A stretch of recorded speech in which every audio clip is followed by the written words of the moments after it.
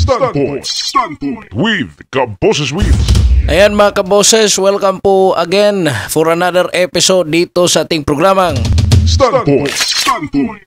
Ito, mga kababayan, mga kaboses, mayroon pong bagong chismis. Ano po? At hindi po ito ordinaryong intriga. Standpoint.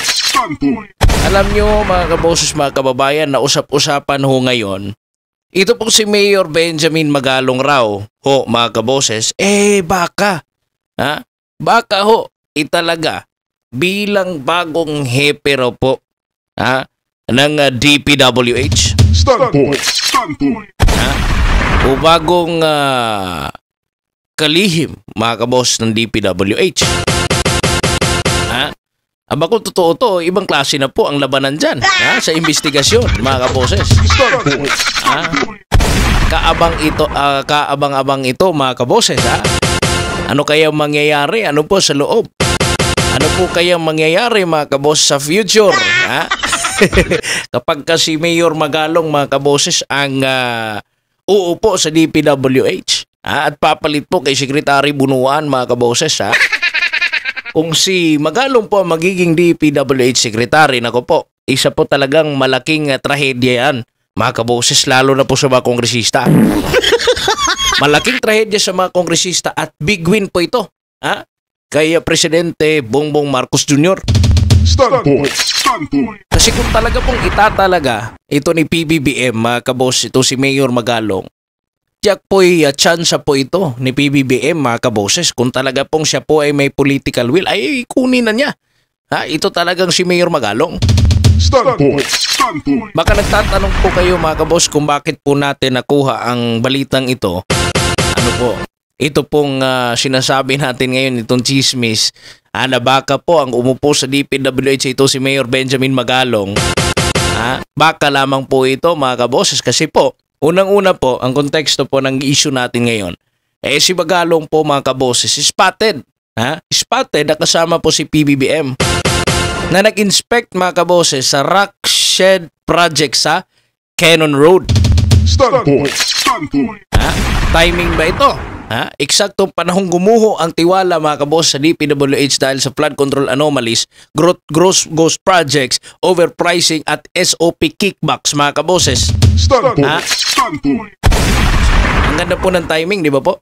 Tanong po natin tanong po ngayon ng taong bayan, coincidence lamang ba o merong sinusubukang iparamdam ito pong si Marcos Jr. mga kaboses?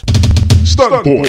Ito ho ipapakita po ko po sa inyo mga kaboses. Ito pong video na magkasama si Marcos Jr., si PBBM at si Mayor Magalong doon po sa Baguio. At ito po ay mula po nakuha natin ang balitang ito mula po sa Billionaire News Channel. Narito po ang The Daily Dish ng Billionaire Channel.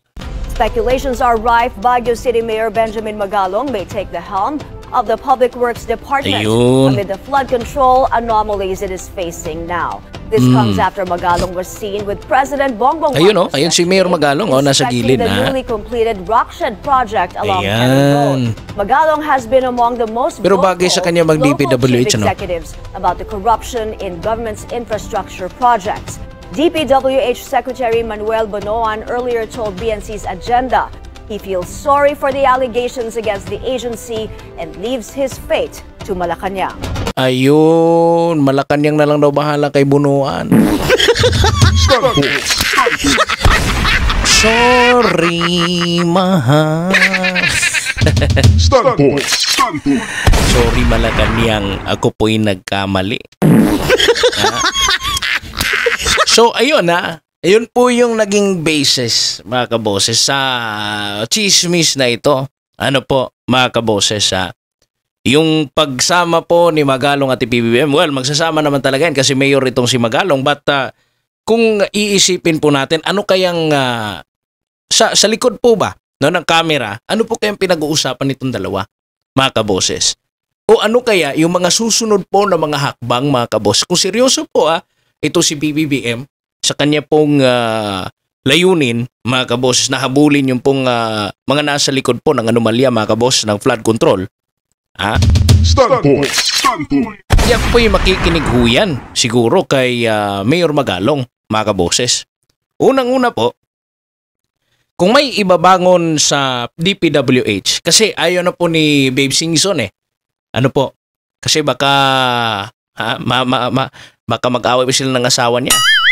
Ayaw po ni Babe Singson dahil sa katandaan niyo po, mga kaboses. Kaya po, posible, wala naman po tayong ibang nakikita pa po, mga kaboses. Ano po, yung pong meron pong kakayahan, ano po mga kaboses, para umupo dyan sa DPWH, mga kaboses. Talagang alam natin na seryoso, mga kaboses, sa paghabol at sa pagtama po at pagreforma ng DPWH. Standpoint. Kasi itong si Mayor Benjamin Magalong, mga kabos, kilala po ito sa imaheng clean cop turned public servant. Kasi retired general ito. Malinis na pulis ito, mga kaboses. At naging public servant. At sa pagiging public servant niya, mga kaboses, sinusulong niya po yung good governance. Ano po? Kasama niya po dyan sina Mayor Vico Soto, ano po, at marami pa po mga mayors na meron po advokasya sa good governance, malinis po na pamamalakad ng ating gobyerno. Kaya nga po, before pa po nangyari itong pagsisiwalat na ito, mga kaboses, at pagbida-bida po dyan ng mga congressman ngayon, ano po, meron na pong Mayor Magalong na nagsisiwalat ng ganito po sistema, mga kaboses. Kaya yan sila Benny Abante na ang lakas mag-kyaw-kyaw laban po dito kay Mayor Magalong na sila pa po ang galit kasi Mayor Magalong na ganyan, mga kaboses. Si Mayor Magalong dati pa pong ganyan. Dati na po niyang sinisiwalat yan. Mga kaboses, hindi kagaya ng mga nasa Kongreso na kung hindi pa ginawa ni PBBM ang pagsiwalat ng mga anomalya, mga kaboses, hindi gagalaw. Standpoint. Kasi ang hirap po, mga kaboses, kapag kayong leader, mag-aantay pa, mga kaboses, na uutusan pa para gumalaw. Kung walang utos, wala lang.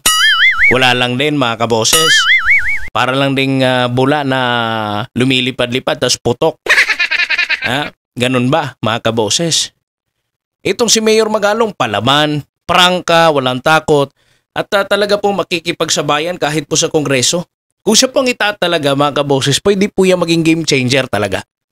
Pero, teka lang, mga kaboses, kaya bang solusyonan ng isang taong sistemang bulok? Ang DPWH corruption po ay hindi lamang po one engineer or contractor. Ang nangyayari po ngayon is mafia level sa pong operation. Family corporations bidding against themselves, mga kaboses.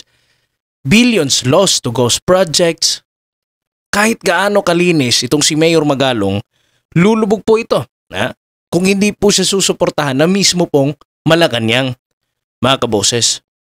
Si Magalong po ay matagal na pong nagbabasa sa Congress dito po tungkol po sa flood control projects. Kung bigla po itong maging DPWH Secretary para po magiging walking middle finger siya sa mga mambabatas at tinawag niyang kasabwat, mga kaboses. Ang tanong ngayon, kaya ba ni Marcos Jr. ng ganong political grenade, mga kaboses? Kaya ba ni PBBM yan? Standpoint. Na suportahan itong si Magalong? Kung totoo po, if ever, na itong si Mayor Magalong, kung totoo man po, mga kaboses, ito si Mayor Magalong ay magiging DPWH Secretary.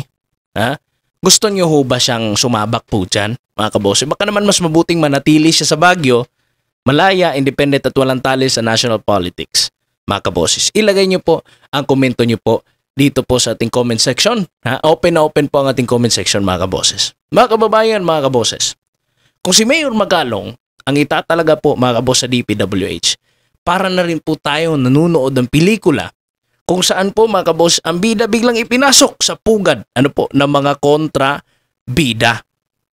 Standpoint. Exciting, di ba? Oo naman. Delikado? Yes, super delikado. Ang tanong, tataya ba kayo sa posibilidad, mga kabos, na may isang Magalong na makakapaglinis sa isang ahensyang ilang dekada ng binabaha ng korupsyon, mga kaboses? Ano po? Standpoint. Maraming salamat po sa inyong pakikinig. Comment lang po kayo, react lang po kayo sa baba po nating comment section, mga kaboses. God bless po sa inyong lahat. At maraming salamat po sa inyong pagsupport at pagsubaybay dito po sa ating YouTube channel sa Standpoint, mga kaboses. Maraming salamat. Ako po si Kaboses Wins. At kayo po ay nakikinig at nanonood dito sa Standpoint. See you soon, mga kaboses, susunod po natin na episode. Standpoint with Kaboses Wins.